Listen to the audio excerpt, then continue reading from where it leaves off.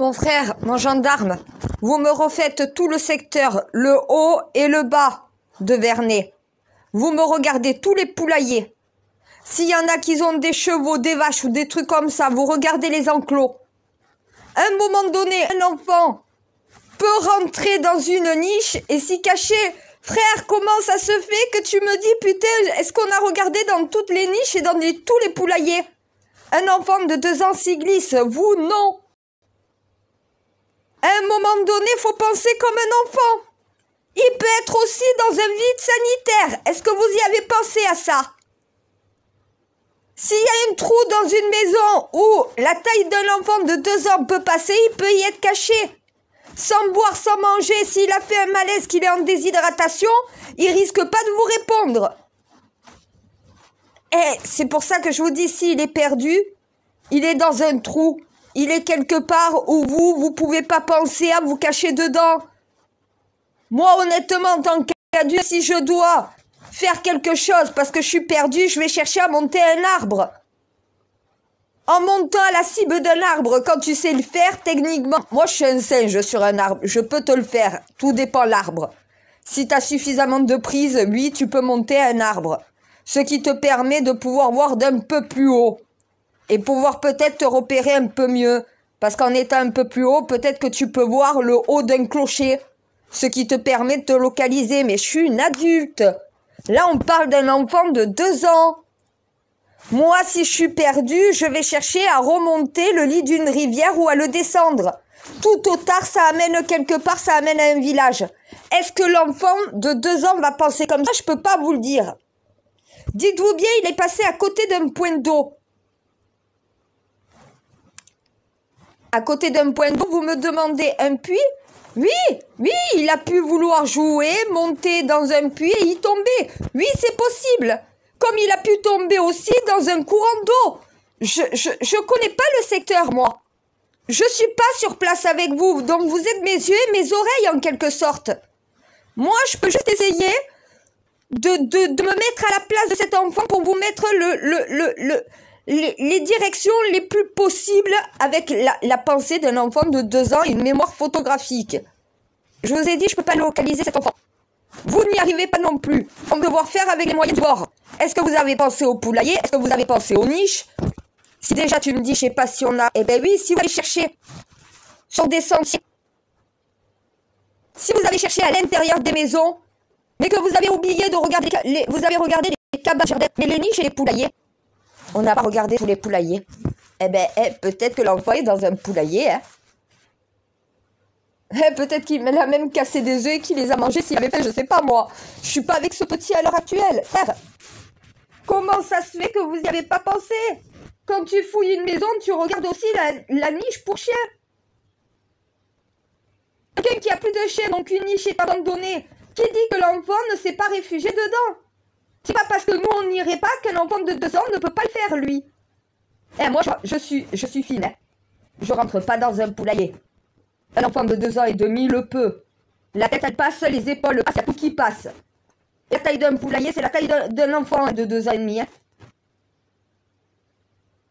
Quand tu sais que 8 poulets, ça te fait à peu près la taille d'un enfant de 2 ans et demi, tu te dis un poulailler, c'est possible. Ma soeur, on n'a pas pensé au poulailler. On n'a pas pensé non plus peut-être à regarder les niches. Eh bien là, il va falloir qu'une équipe de bénévoles, avec les informations que vous allez avoir des habitants, de savoir qui a des poules, qui a des chiens. Et s'ils ont un poulailler, et on est en campagne, hein, on est en montagne. Hein. Moi, j'ai déjà été en montagne, en campagne, tu as des poulaillers, tu as aussi des niches pour chiens. Si vous les avez toutes fouillées, qui dit que l'enfant n'est pas dans une de celles-ci. Hein. On n'a pas pensé à regarder toutes les niches. Déjà, ils ne savent pas. Mais en plus de ça, ils n'ont même pas pensé à des poulaillers. Tu me diras, j'y avais pas pensé non plus, à part tout à l'heure quand on m'a demandé pour le puits. Oui, c'est que cet enfant soit tombé dans le puits. Mais comme tu fouilles une maison, c'est pas que de fouiller de la cave au grenier. Je regarde pas que s'ils ont une cabane de jardin. La niche, l'enfant peut y aller. Tu peux crier à côté, s'il a perdu connaissance, il risque pas de te répondre. Non mais mon Dieu, c'est de la lucidité ça. Parce qu'ils ont cru que cet enfant était parti sur des sentiers de montagne. Donc ils ont retourné tout ça. S'il faut, cet enfant est caché au final dans une niche ou dans un poulailler. Donc voilà, peut-être qu'il a trouvé sous une maison un trou dans les fondations et qu'il est sous les fondations d'une maison. Donc voilà, en ayant fait un malaise. Ah ben ça, c'est les plombiers qui doivent venir contrôler les vides sanitaires de la commune. Donc voilà, le dessous, pas le... Oui, le dessous de la maison, là où tu... Mais pas dans les combles, dans les fondations. Je suis désolée, il y a des fondations. Tu as une grille. Un enfant qui retire sa grille, cette grille peut s'y glisser.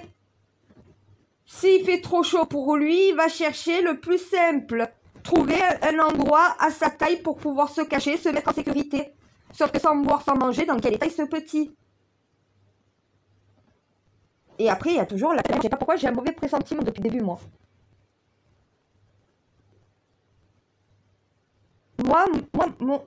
Mon opinion... Oui, bon, pas dans la mission. Si j'étais une citoyenne, ce que je penserais. Eh, ceux qui vont écouter ce message, pas forcément que c'est la vérité. Attends, hein. Je préfère préciser. Oui, t'as vu? Prévenir plutôt que guérir. J'ai pas envie de faire une erreur. Donc là, toi, tu me demandes mon impression de citoyenne. Moi, je pense que cet enfant a quitté la surveillance de ses grands-parents, a marqué un certain moment, et après, est-ce qu'il n'y aurait pas eu une mauvaise rencontre? Un pédophile qui passe par là, qui est juste de passage, et c'est plus difficile à trouver quelqu'un qui est de passage, la tête de la mauvaise rencontre, au final, de chercher quelqu'un qui aurait prémédité un enlèvement. Quelqu'un qui aurait prémédité un enlèvement, c'est si, exemple, les parents de cet enfant ne sont pas vraiment tous de ses parents. S'il y a un père biologique quelque part et que c'est un père d'adoption, dans ces cas-là, oui, peut-être qu'il peut avoir un risque d'enlèvement familial, mais là, c'est prémédité.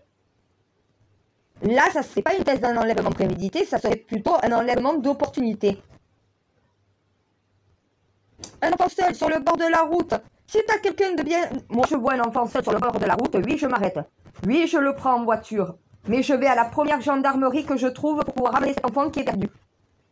Un pédophile ou une mère, une femme complètement folle qui a perdu un enfant dernièrement et qui est en dépression, qui tombe sur ce petit ange, il a la tête d'un ange en plus, c'est l'innocence même. À 2 ans et demi, tu peux devenir son nouveau papa ou sa nouvelle maman, il n'aura pas le souvenir de ses parents.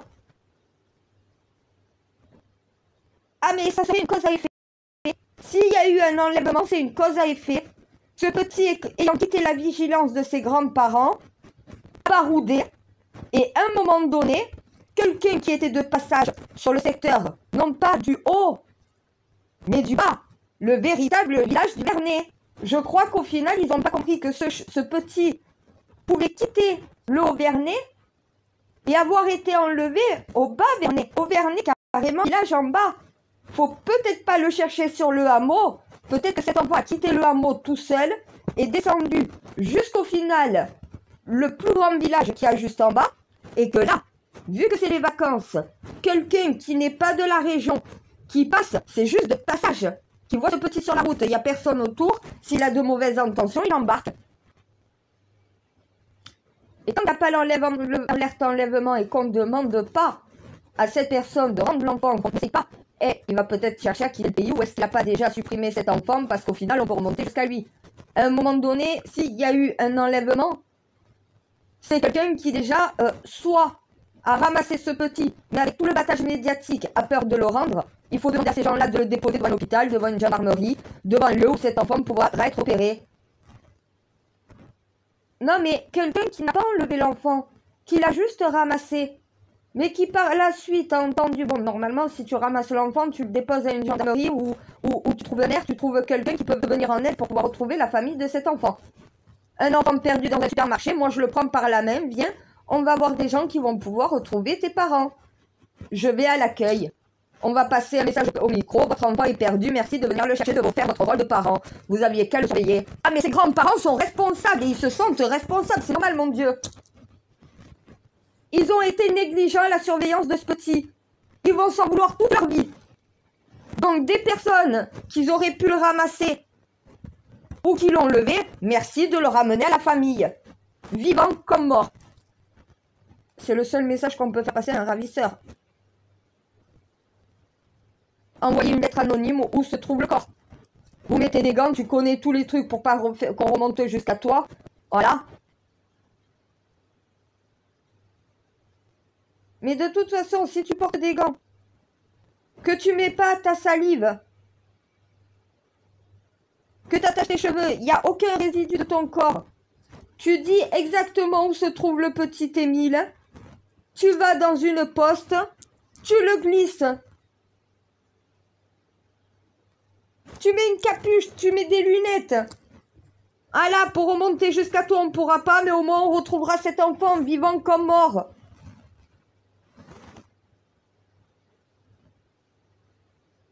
Alors, soit il est dans un trou. Ça ne veut pas dire qu'il est mort enterré. Il est dans un trou. Quoique, si tu me diras, s'il est bloqué quelque part en train de mourir, c'est clair que oui. Là, il faut penser enfant. S'il n'a pas quitté la commune, faut pas le chercher là où c'est compliqué d'accès. Un enfant ne va pas chercher à grimper une falaise ou escalader une montagne. Son petit corps va l'en empêcher, il va faire demi-tour parce que c'est compliqué pour lui. S'il arrive, lui, il va continuer sa route. Mais s'il n'y arrive pas, il va faire demi-tour, il va contourner l'obstacle. Et j'ai été maman de 2 enfants. Je les ai vus comment ils agissaient dans la maison, comment ils se déplacent. Ma fille essaye de monter, de grimper sur quelque chose auquel elle a accès. Si elle n'y a pas accès, eh ben elle va chercher autre chose, une autre solution pour pouvoir grimper. Et s'il n'y a pas de solution, eh ben elle va trouver autre chose. L'enfant réfléchit comme ça. Donc un enfant qui retrouve plus son chemin, il fait chaud. Une niche pour chien, c'est possible, un poulailler aussi. Est-ce que c'est possible aussi qu'il se soit approché en jouant d'un puits ou d'une rivière, ou d'un lac, ou d'une mare, et qu'au final il s'est noyé et qu'il est au fond de la mare? À savoir aussi. Ah mais là, il faut essayer toutes les suppositions possibles. Toutes. Même la plus bête, la plus conne. Un enfant de 2 ans, on ne peut pas lui demander de faire acte d'intelligence. Donc il faut aller au plus simple, le plus simple. Même si pour toi, ça te paraît impossible. Ce qui est impossible pour toi n'est pas impossible à un enfant de 2 ans. Rentrer dans une niche, vas-y. Tu vas rester le cul dehors. Un enfant, il peut rester allongé dans la niche pendant des heures. Hein. Un poulailler, tu vas pas pouvoir rentrer les épaules. Un enfant peut y rester allongé toute une journée, même pendant 3 jours, même pendant une semaine. Un enclos. Fouillez aussi dans les pailles. S'il y a des enclos, s'il y a des box à chevaux, regardez si l'enfant n'est pas allongé dans la paille en ayant fait un malaise. Il va falloir chercher toutes les possibilités, faut les essayer. Faut arrêter de chercher sur le secteur montagnard. Ils l'ont fait suffisamment à cet endroit-là. Dans les maisons, ils n'ont rien trouvé. Maintenant, il faut carrément regarder la totalité des jardins et des endroits où il y a des animaux. Après, ils auraient fait tout le village. Ça veut dire qu'après, il n'y a que la piste de la mauvaise rencontre. Cet enfant est tombé peut-être sur une mauvaise personne dans son éloignement de son domicile. Étant tout seul, il va suivre le premier adulte venu. C'est un enfant dans un supermarché, tu lui tends la main en lui disant tu viens, l'enfant va te prendre la main, il va venir parce qu'il n'a pas la notion de toi, t'es un danger pour lui. Et qu'il va commencer à se mettre à pleurer, l'enfant, pas quand la personne le rentre dans la voiture, quand il va demander sa maman et son papa. Sa mamie et son papy. Et que là, il va comprendre au final que non, il n'aura plus papy, il n'aura plus maman.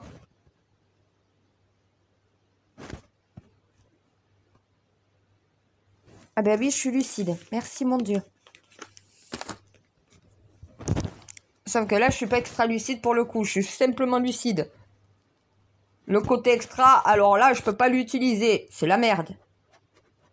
Oui, je suis toujours furieuse contre moi. Ah ben oui, j'essaye. J'essaye encore. Même si j'y arrive pas, eh ben j'essaye quand même. On sait jamais si à un moment j'y arrive à localiser ce petit. Pour le moment, j'y arrive pas. Je suis bloquée. Donc, je suis obligée d'y aller de toutes les interprétations possibles. Toutes les suppositions sont bonnes à prendre, même la plus conne des suppositions. Non, mais il y en a qui vont me dire, un poulailler, mais t'es sérieuse? Mais un enfant de 2 ans le peut. C'est pas parce que toi, l'adulte, tu le peux pas que l'enfant le peut pas. Partant de là, tous les petits endroits clos sont possibles. Quand je dis que cet enfant est passé à côté d'un point d'eau, ça peut être à côté d'une piscine. Et je viens d'y penser maintenant, s'il y en a qui ont des piscines dans le jardin, mais qui ont aussi une niche, peut-être que l'image photographique que j'ai reçue de cet enfant, c'est qu'il est passé à côté d'une piscine. Je vois que de l'eau. Je vois pas ce qui retient l'eau. Je vois pas de berge. Je vois pas de contour de piscine. Je vois pas d'herbe. Je vois que de l'eau. Cet enfant a vu de l'eau. De l'eau. Qu'est-ce que j'en sais après à quel endroit se trouve cette eau? De l'eau, il y en a partout sur la planète. Et si je pouvais le localiser, je pourrais dire, là, il y a un point d'eau, cet enfant est là. Voilà. Mais non, là, je peux pas le localiser. Là, le Saint Graal, il sert que de lucide, mais pas d'extra lucide. C'est emmerdant quand même d'avoir un don et de pas pouvoir l'utiliser. C'est jeune, c'est très jeune, ça n'a pas le cerveau formé, c'est pas la même chose. Donc, tu vas pas chercher à penser comme toi tu penserais. Faut que tu penses comme un enfant serait à même de penser. Un poulailler, c'est possible. Une niche aussi. Un box à chevaux dans un coin sur de la paille, c'est possible. Un enfant, ça aime les animaux et un animal, en général, fera pas de mal à un enfant.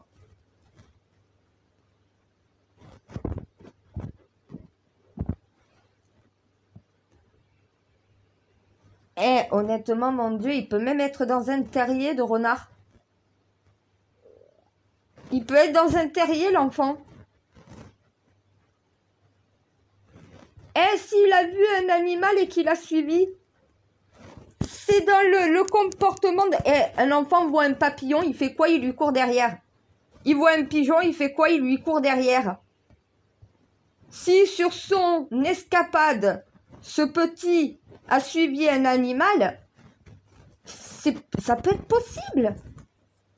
Tout est possible, c'est ça l'horreur. Il faut pas penser comme un adulte, faut penser même pas comme un enfant de 6 ans, faut penser comme un tout petit.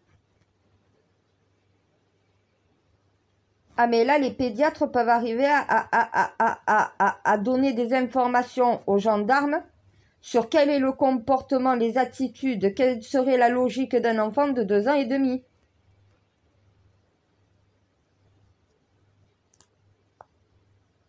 Ben moi, je fais avec toi. Après, la médecine peut venir compléter. Eh ben, un pédiatre va te dire, oui, c'est totalement possible qu'un enfant se cache dans un poulailler. Pour un enfant de 2 ans et demi, c'est la simplicité, c'est quelque chose qui est lucide pour lui, même si ça l'est pas pour nous. C'est des animaux, les enfants sont attirés par les animaux. Le poulailler, c'est facile d'accès pour lui, c'est à sa taille. C'est couvert quand il y a du soleil. Et c'est quelque chose de possible, oui. Un pédiatre te dira pour un enfant de 2 ans et demi, c'est quelque chose de possible. Certes, nous, on ne pensera pas par un temps de canicule à aller se cacher dans un poulailler. Mais un enfant de 2 ans et demi, oui, c'est dans la logique d'un enfant de 2 ans et demi. L'enfant a quand même une logique, même s'il n'a pas la logique lucide.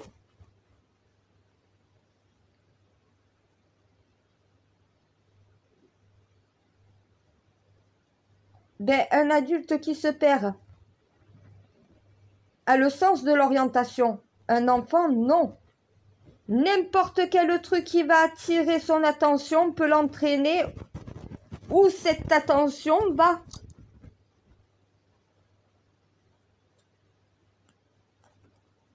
Un enfant, il voit un serpent, il va chercher à le ramasser. Il va pas se dire, je vais me faire mordre par ça.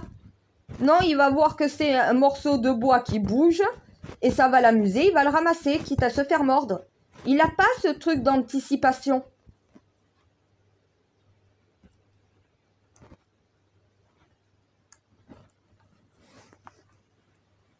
Et il n'y a que comme ça que je peux aider. Je fais ce que je peux avec les moyens du bord. Hein. Étant privée de ma capacité, je suis obligée de me servir de ma logique. Hein, mais se mettre au niveau d'un enfant de 2 ans et demi mentalement, quand toi t'es un adulte, il faut limite faire une... Au lieu, moi normalement je suis censée faire de l'évolution. Là je suis obligée de régresser moi-même pour me mettre à un niveau cérébral de 2 ans et demi. Je me souviens pas quand j'avais 2 ans et demi, moi, comment je procédais, comment je pensais. Je sais pas, interroger peut-être des enfants de 2 ans et demi qui savent parler et qui peuvent vous dire où ils iraient se cacher. Peut-être qu'un enfant pourrait au final retrouver un enfant. J'ai pas pensé à ça. Si tu as des enfants de 2 ans et demi, tu leur demandes, toi,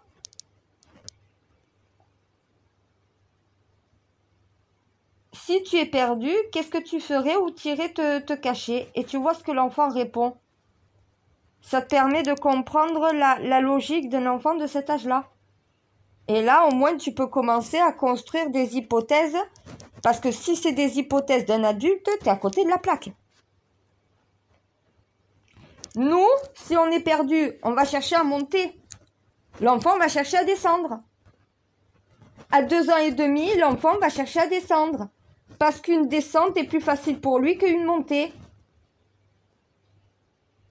Quand nous, on va suivre une rivière, l'enfant va peut-être vouloir la traverser, lui. 2 ans et demi.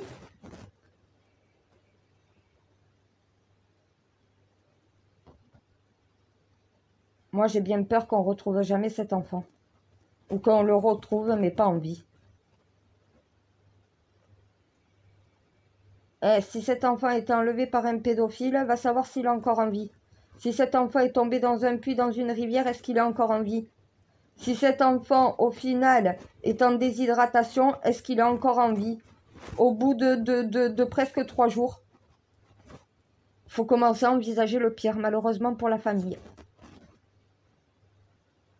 Je sais, c'est la vie, je dois l'accepter. Il y a la vie, il y a la mort. Malheureusement, il y a des choses horribles qui arrivent dans cette vie. Je le sais, mais je veux pas accepter qu'un enfant de 2 ans et demi meure. C'est pas acceptable. 2 ans et demi, il a toute la vie devant lui. Je préfère que ça soit un fils de pute qui meurt, même si d'accord, aucune vie n'a plus de valeur qu'une autre. Quand on regarde la vie d'un homme de 80 ans qui est un terroriste et la vie d'un enfant de 2 ans et demi qui est un innocent, à un moment donné, qui devrait partir, qui devrait rester, c'est de la logique. Même si, certes, toute vie vaut d'être vécue et qu'on n'a pas le droit de tuer quelqu'un, même s'il le mérite, à un moment donné, c'est quand même... Non, mais c'est humain de dire, mon Dieu, que oui, cet enfant ne doit pas mourir et qu'il y en a d'autres qui mériteraient de mourir.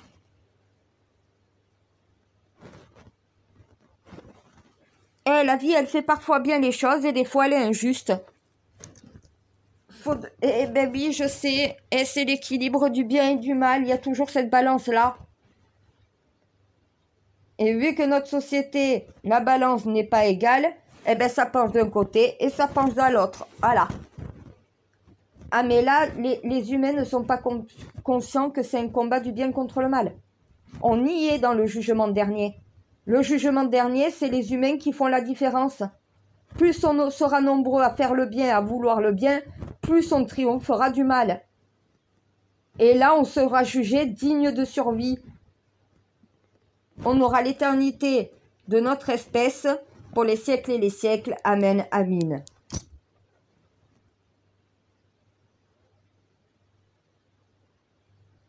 Mon imam m'a dit, tu pourrais très bien faire mon taf.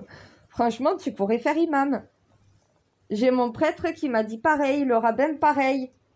Ceux que tu m'as donnés m'ont dit, mais tu pourrais être compétente très bien à faire ce que tu fais, hein, au sein d'un lieu religieux.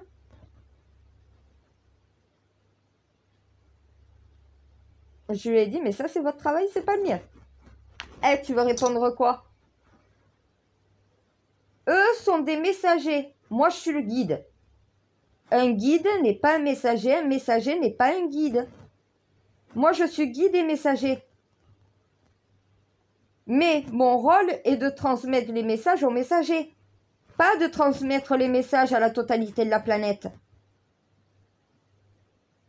Eh ben oui, la messagère, la guide a des messagers qui après sont là pour guider, pour transmettre des messages. C'est pas à moi de servir de guide dans la société. Moi, je dois servir de guide au guide. C'est quoi à dire, mais c'est un peu ça.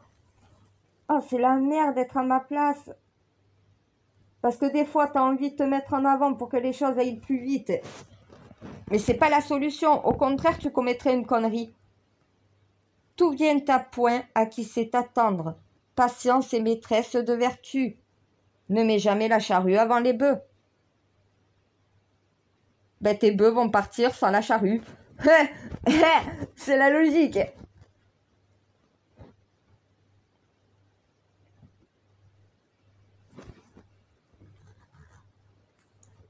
Ah, mais quand on se sent impuissant, on a envie d'agir. Mais je vais faire quoi de plus? Je peux pas localiser ce petit.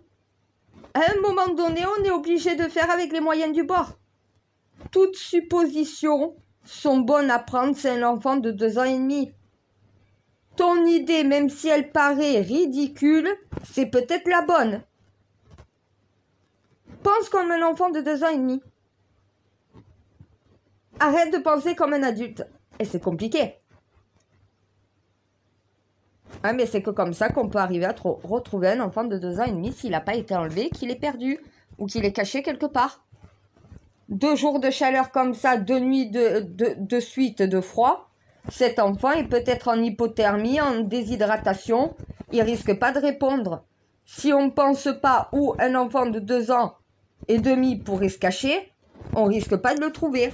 C'est pas en pensant où il pourrait être allé avec ta façon de penser à toi que tu vas le trouver. Même moi, j'ai honte de ne pas avoir pensé à des poulaillers. Ils m'ont dit pareil, je crois qu'aucun poulailler n'a été examiné. Par contre, les niches pour chiens, on en a regardé. Je crois qu'il y en a qui y ont pensé, mais on les a peut-être pas tous regardés. Les puits, est-ce que vous avez regardé tous les puits? Est-ce que vous avez regardé les terriers? Un enfant dans un terrier ne va pas aller profondément. Ou sinon, il va chercher à remonter pour pouvoir respirer. Faudrait pas qu'il soit bloqué. Eh bien oui, toute supposition est bonne à prendre. Même l'idée qui paraît la plus ridicule peut être la bonne avec un enfant de 2 ans et demi.